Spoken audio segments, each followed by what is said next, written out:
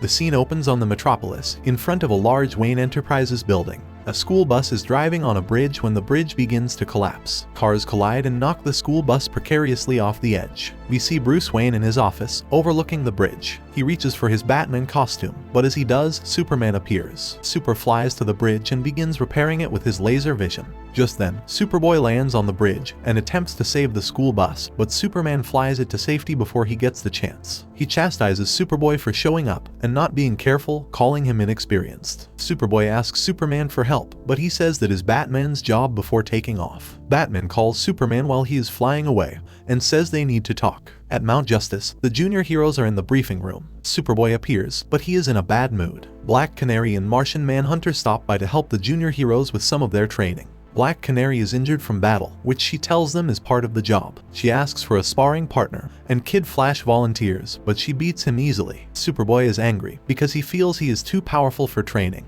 but when sparring with Black Canary he loses quickly as well. She warns him that reacting to his anger is unwise, and he must learn to control his feelings. Batman appears via video call to let the junior heroes know that a new villain has appeared that can copy other superheroes' powers. Unfortunately, this villain took on the powers of all who fought him, and now possesses the superpowers of the 8 Justice League members who tried to take him down. When they finally defeat him, they discover that the villain was an android. They suspect that the creator of the android is likely a scientist named Ivo. The junior heroes are sent to guard the pieces of the android as it is transported to 2 different Justice League facilities to be studied. At one of the sites is Superman, who once again ignores Superboy. Superboy is upset that he is not getting any attention from the man he views as his mentor and, in some ways, his father. When the Junior League takes off to guard the trucks carrying the android, Batman reminds Superman that they need to talk. Robin tries to talk to Superboy as they are driving behind one of the trucks. Robin wants to know what is wrong, but Superboy doesn't want to talk to him. He is mad that Black Canary is trying to fight him when he is so much stronger than she is. Robin tries to remind him that part of their job is to take down villains stronger than them, but Superboy drives angrily away, unwilling to listen. Miss Martian is worried about Superboy. Kid Flash flirts with her, telling her to give Superboy space, but stay close to him. Aqualad says he just needs time, when suddenly swarms of green mechanical monkeys appear, attacking the trucks. Robin switches his motorcycle into battle mode and tells Superboy to do the same, but Superboy won't listen. He jumps ahead onto the truck, abandoning his motorcycle, which crashes into Robin. Robin must then jump onto the truck as well. The superheroes fight the monkeys, who at one point blind Superboy and throw him into the road. They manage to break into the trucks. The junior heroes try to fight them off, but there are too many of them. The monkeys manage to escape with the android parts. Superboy, still angry, chases after the monkeys. Although he cannot fly, he can jump the length of a tall building in a single bound and jumps away. The junior heroes try to communicate with him, but he throws away his headset and tells them to leave him alone. Robin and Kid Flash head off in the direction of the trackers they placed on the android, figuring they will find Superboy in the process. In Metropolis, Batman and Superman meet in a diner as their alter egos Bruce Wayne and Clark Kent. Bruce is telling Clark that he needs to look after Superboy. Clark doesn't want to be involved, but Bruce needs him to step up to the plate. Bruce calls Clark Superboy's father, but he angrily insists he is not and storms off. In Gotham City, Superboy has followed the monkeys carrying the android cases onto a train, where he discovers Ivo. Ivo is surprised because he thinks Superboy is Superman's son, but Superboy insists that he is not. Ivo sends the monkeys after Superboy, but he destroys them. Realizing the monkeys are not strong enough, Ivo sends the repaired supervillain android Amazo to fight him. Superboy tries to fight Amazo but is unable to defeat a stronger opponent as he did not listen to Black Canary or anyone else's training advice. Ivo taunts him for not being as strong as Superman, and Amazo launches Superboy off the train before flying after him. Robin and Kid Flash are tracking the android and realize that he is at Robin's school. Superboy and Amazo are battling one another, although Superboy is losing badly. Inside one of the lockers, Superboy sees a picture of Superman and becomes angry all over again. This renews his energy to fight, but it is not enough for him to be able to beat the Amazo, who possesses so many superhero traits. Robin and Kid Flash show up to help, but there is nothing they can do against such a powerful foe. Ivo is watching in the stands. Bored of the superheroes he sees as lesser versions of their mentors. Superboy becomes enraged by Ivo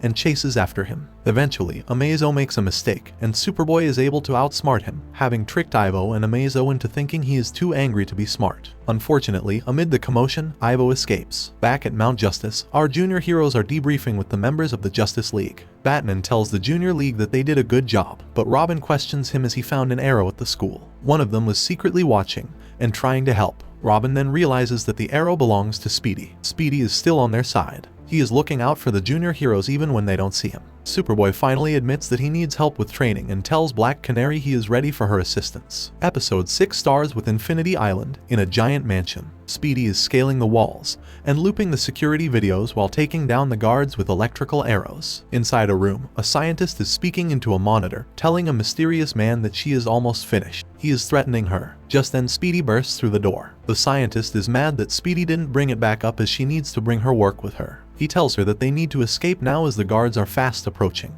They zipline down to the beach and escape on a boat that Speedy has hidden on the shore. Although they manage to get away, the doctor's project is left behind. Two men are by the computer terminal the doctor has just abandoned. They are pleased because although the doctor has escaped, she finished their project. At Mount Justice, our junior heroes are enjoying a much-deserved day off. Kid Flash is stuck at school while the rest of them play on the beach, grill hot dogs, swim, and play volleyball. Kid Flash struggles through his first day of school, unable to reveal his powers or who he really is. By the time he returns to Mount Justice ready to hang out with his friends, it is nighttime, and they are all in the briefing room. Green Arrow has a new protege, Artemis, who will be joining their team. Just as Kid Flash is asking about him, Speedy shows up. He says that he isn't Speedy anymore but goes by Red Arrow now. Aqualad says that they want Red Arrow to be on their team. Even with Artemis there, Red Arrow is there because he needs the team's help. Dr. Roquette, a robotics expert, was abducted by the team of Shadows. Although he rescued her, the Shadows had already forced her to create a weapon for them. The weapon releases a cloud of nanorobots that can destroy anything,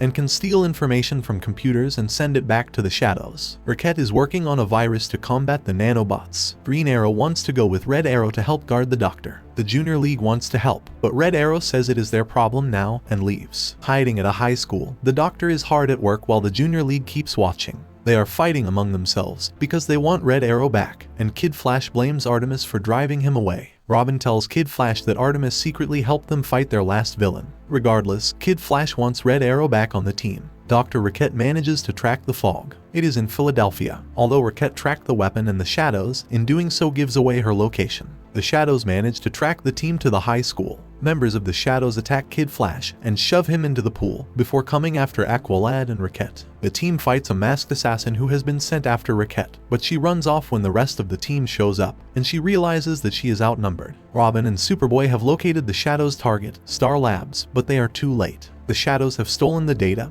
and destroyed the lab. Although the junior heroes have moved to a new location, the Shadows find them anyway. This time, the masked assassin has brought back up. Kid Flash and Artemis must work together to fight 3 members of the Shadows who are after Roquette. Unluckily for the assassins, they are not attacking Dr. Roquette at all, but Miss Martian in disguise. Robin and Superboy realize that the Shadows' next target is a Wayne Tech facility, which contains very important information. Robin is also concerned, because there are still employees in the building who may be hurt. He knows they don't have time to evacuate. Artemis, Kid Flash, and Miss Martian attempt to fight off the assassins to prevent them from finding Roquette. Unfortunately, the plan does not work, and the masked assassin finds Roquette anyway. Back in Philadelphia, Superboy attempts to stop the Shadows from releasing the cloud. He is unsuccessful, and Robin chases the nanobots into the building. Roquette manages to complete the virus, stopping the nanobots and preventing the masked assassin from harming her. The assassin tells Roquette that the Shadows may need her again someday, before running off. Superboy catches the member of the Shadows who released the bots at Wayne Tech, but the others have escaped. As the masked assassin runs away,